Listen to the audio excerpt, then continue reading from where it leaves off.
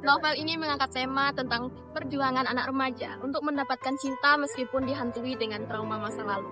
Tema pertama dari novel ini yaitu tentang percintaan, di mana novel ini menceritakan tentang anak remaja yang penuh harapan agar cintanya dengan berakhir bahagia dan bisa bersama dengan orang yang dia cintai. Berikut kutipan dari tema tersebut. Lalu tema kedua dari novel ini yaitu tentang trauma, di mana tokoh di dalam novel ini memiliki trauma masa lalu akibat perundungan yang dia terima. Berikut adalah kutipan dari tema tersebut. Dan tema terakhir dari novel ini yaitu tentang perjuangan, di mana tokoh dalam novel ini memperjuangkan cintanya agar bisa bersama dengan orang yang dia cintai. Berikut adalah kutipan dari novel tersebut. Tokoh utama dalam novel ini yaitu yang pertama Natasha Adelina, yang bagaimana Natasha Adelina ini merupakan sebagai gadis remaja yang ceria. Namun, di balik keceriaannya ini menyimpan banyak luka batin. Hal ini dapat dibuktikan dalam kutipan. Dan ada tokoh yang kedua yaitu Gabriel Linder. Gabriel Linder ini merupakan seorang lelaki remaja yang memiliki sifat dingin, namun di balik kedinginannya itu memiliki sifat penyayang. Hal ini dapat dibuktikan dalam kutipan. Tidak hanya itu saja, ada juga terdapat tokoh lainnya yaitu yang ketiga Alodia, yang dimana Alodia ini merupakan seorang anak kecil yang memiliki sifat lucu dan imut dan polos. Hal ini bisa dapat dilihat dari kutipan. Ada tokoh yang keempat. Tokoh yang keempat yaitu ada Tante Reta. Tante Reta berperan sebagai Mama Natasha, yaitu seorang ibu yang sangat penyayang. Berikut kutipannya. Nah, yang kelima ada Mama Gabriel. Mama Gabriel berperan sebagai seorang ibu yang tegas dan juga penyayang. Berikut kutipannya. Nah, tokoh yang keenam ada Cindy, yaitu seorang gadis yang berhati kejam dan juga manipulatif. Berikut kutipannya. Nah, yang ketujuh yaitu tokoh Ray. Ray merupakan teman lelaki dari Natasha dan juga seseorang yang mencintai Natasha. Ia memiliki sifat yang romantis dan juga berpikiran dewasa dan juga terbuka. Nah, hal ini bisa kita buktikan melalui kutipan berikut. Nah, yang ke-8 yaitu Cindy. Cindy merupakan kakak kelas dari Natasha di sekolah sebelumnya. Ia memiliki sifat yang impulsif karena ia suka bertindak tanpa memikirkan akibat dari tindakannya. Nah, hal tersebut juga bisa dibuktikan melalui kutipan berikut ini. Nah, yang ke-9 yaitu tokoh Hana. Hana merupakan tutor les piano dari Natasha sebelum Gabriel. Ia merupakan gadis yang bersifat baik hati, polos, dan juga cantik dan juga bermurah hati. Nah, hal ini bisa kita buktikan dari kutipan berikut.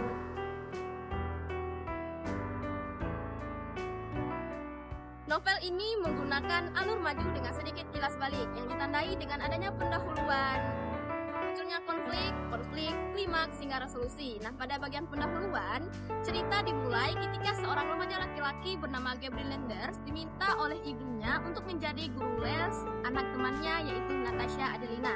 Nah, ketika Gabriel pertama kali pergi ke rumah Natasha untuk mengajarinya les, itu merupakan pertemuan pertama antara Gabriel dan Natasha yang juga merupakan awal dari bermulanya cerita. Nah, yang kedua yaitu munculnya konflik. Munculnya konflik ini bermula ketika Gabriel dan Natasha tidak sengaja bertemu dengan seorang perempuan yang mirip dengan masa lalu mereka. Hal ini merupakan titik awal munculnya konflik. Baik, masuk kepada bagian konflik. Konflik di dalam cerita ini ditandai dengan diceritakannya sedikit kilas balik ketika Natasha mendapat perundungan dari kakak kelasnya sendiri ketika di SMA, di mana ia dituduh menjadi penyebab atas kematian Hana, sehingga Natasha mengalami luka batin dan trauma yang dalam. Ya, masuk pada bagian kelima. Natasha yang memang menderita sebuah penyakit dan ditambah dengan trauma yang dialaminya, membuatnya mengalami koma di rumah sakit.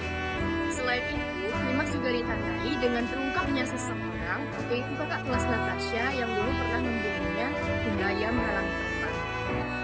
Di bagian resolusi menceritakan tentang Cindy dan teman-temannya mengetahui kebenaran tentang kematian Hana, di mana kematian Hana tidak disebabkan oleh Natasha, melainkan disebabkan oleh kami, yaitu saudara kembar Hana.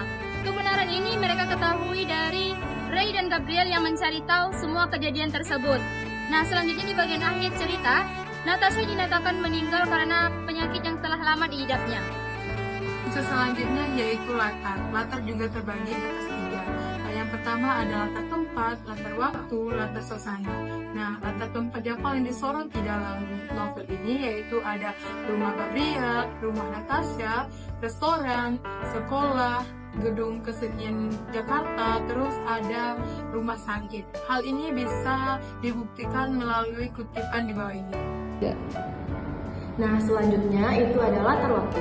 Latar waktu di dalam novel ini ada banyak, namun beberapa yang sering tersorot diantaranya itu adalah siang hari, sore hari, dan juga malam hari. Berikut bersama kutipan. Nah, selanjutnya yaitu latar suasana. Pada novel ini menggambarkan berbagai macam latar suasana di setiap penceritaannya, mulai dari suasana bahagia, sedih, hingga menegangkan. Nah, semua latar suasana itu bisa kita buktikan melalui kutipan berikut ini. Selanjutnya, bagian sudut pandang. Novel Sis Natasha menggunakan sudut pandang orang ketiga dalam penceritaannya.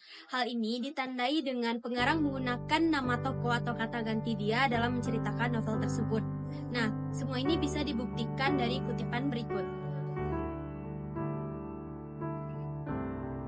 Amanat yang disampaikan di dalam novel ini yaitu tentang pentingnya untuk tidak menghakimi orang lain tanpa tahu kebenaran yang sebenarnya.